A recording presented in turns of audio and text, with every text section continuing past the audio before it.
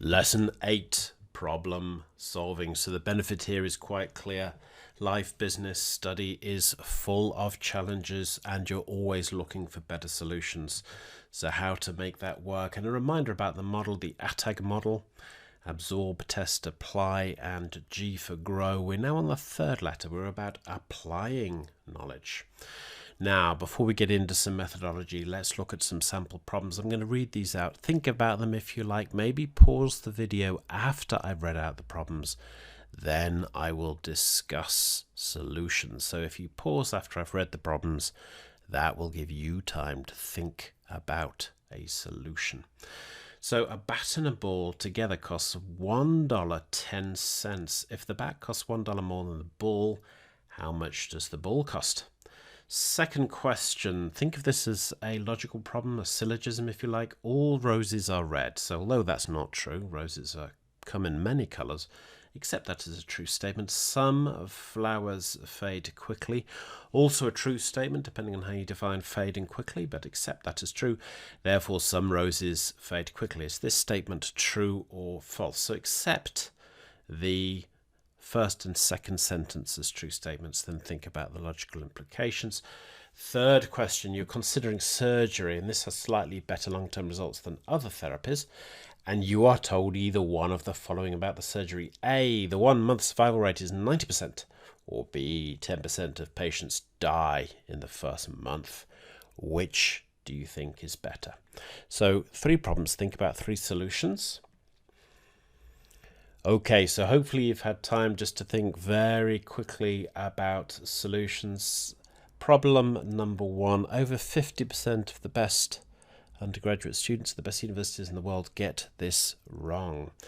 And the answer is 5 cents. So if a bat is $1.05 and a ball is 5 cents, then that together costs $1.10, and the difference is $1 between 105 and 5 is a $1 difference. Now, a lot of people think that probably the ball will cost 10 cents. So let's think later about why so many very smart people get this wrong. All roses are red. Some flowers fade quickly. Therefore, some roses fade quickly. The problem here is that if some roses fade quickly, we don't know if those are, if some flowers fade quickly, we don't know if those are roses or not. So logically, we can't come to the conclusion that some roses fade quickly. So the statement is, in a strict logical sense, false. Third issue, you're considering surgery. 1 month survival rate is 90%. 10% of patients die in the first month. So 90% survival is equivalent to 10% mortality. So A and B are identical. So one is not better than the other. So what can we learn from this? First of all, most people, or a lot of people, a lot of the time, will jump to an easy, quick, appealing solution. And this can be wrong. So it's far better to spend a little bit more time, force yourself to rethink, reconsider, and see where you might have gone wrong. So test yourself. Keep the question, how am I wrong, in mind. Go back, think again. Metacognition, think about your thinking. Okay, so very smart people are jumping to the wrong conclusion very quickly and leaving the problem there, even though a bit more thought would give them a solution. And then in the last problem, well, we humans love stories, we love language, we love meaning, and possibly our responses are biased by the language used. So the idea of a survival rate is broadly appealing. The idea of people dying in the first month is broadly unappealing. Therefore, statement A looks better. The language is more attractive. So we're seduced by appealing use of terminology, and we think A is better. A and B are the same. So again, we're drawn in to the wrong conclusion. So the lessons from this slide very quickly. Think again, think about your thinking, reconsider, see where you might have gone wrong.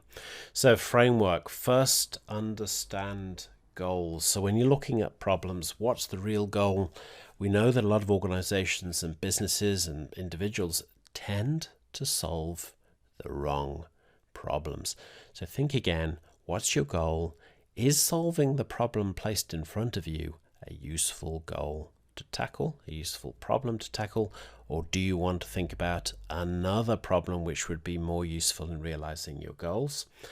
And then second, understand causes. So whatever the problem, it may have identifiable causes. And unless you spend time thinking about what they are, again, you'll end up tackling effectively irrelevant causes. You'll end up solving the wrong problem.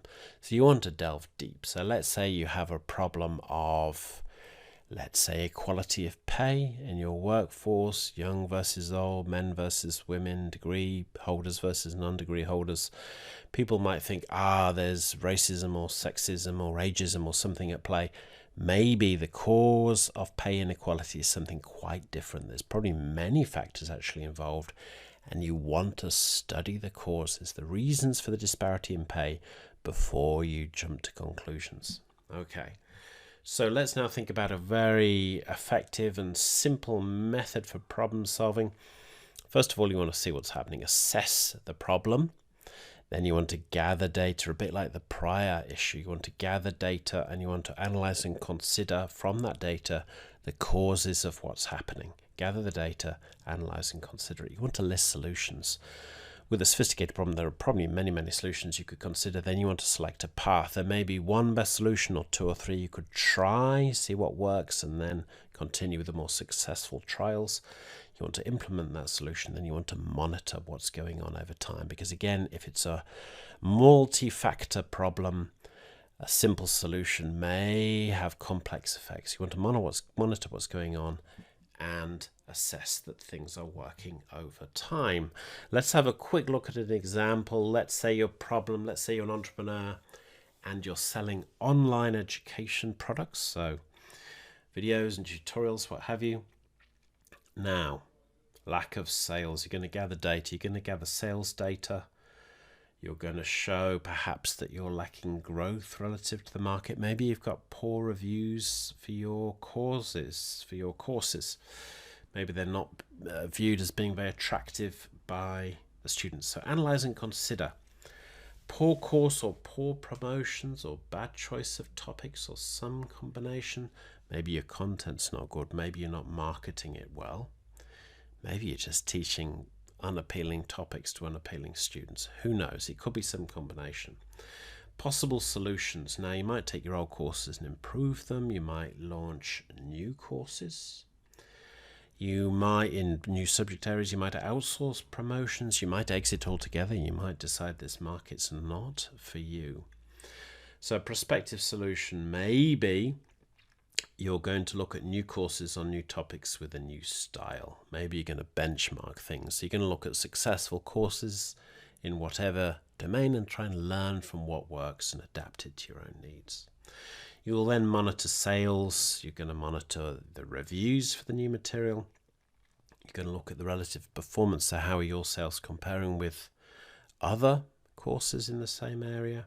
You're going to look at how many students complete your course and so on. So all that data will help you monitor your success levels in tackling the original problem, which was lack of sales. So that's one example of applying the problem-solving method. Now, the way to get depth, ask 5 whys. So this is an idea most commonly used in engineering. You've got a problem and you want to repeatedly ask why, what's causing it. Maybe you've got problems of quality, let's say, in your product. It's an engineering device. Well, what's the problem with quality? Maybe it's components. So you go back to the supplier of the components. Why have they got problems? Well, it turns out they've got one chief engineer who looks after quality and she or he is off sick with flu. Well, why is that? Suffering a lot of stress. Why? Lack of support from the business. Why are they not getting the support and resource they need? Maybe that business is undercapitalized. Why is it undercapitalized, and so on?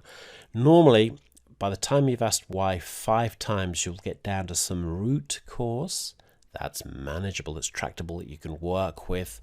Maybe you need to change suppliers. Maybe you need to help this business raise capital and provide better resources for their people. Whatever. 5 whys is normally all it takes to get back to some root cause that helps, that you can work with. So exercise 8.1, pick one of these problems and challenges and apply the 7-step problem solution, the one we've just considered. You might like to add the 5 whys as well if useful. So you want to improve your performance in your least good or least strong area of work or study. You want to improve your motivation in general. If you don't like the idea of motivation, you might want to work on effectiveness or ability to get started and take action, whatever's most appealing. And then third, you'd like to enhance some aspect of your physical fitness, so maybe change your weight or your strength, your endurance, flexibility, skill in some activity or speed, what have you. So those are challenges. You might like to think about the 7-step solution. Just think about how you would use that 7-step problem-solving approach with one or more of those challenges. So, lesson 8 summary. Do you understand that basic approaches to problem solving assist with many challenges? It could be in your study, it could be in work, it could be in life in general. Do you appreciate that problem solving is often a blend of rigor and creativity?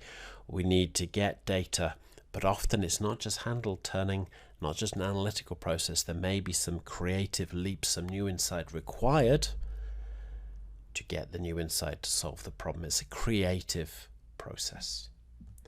In the next lesson, we look at decision making.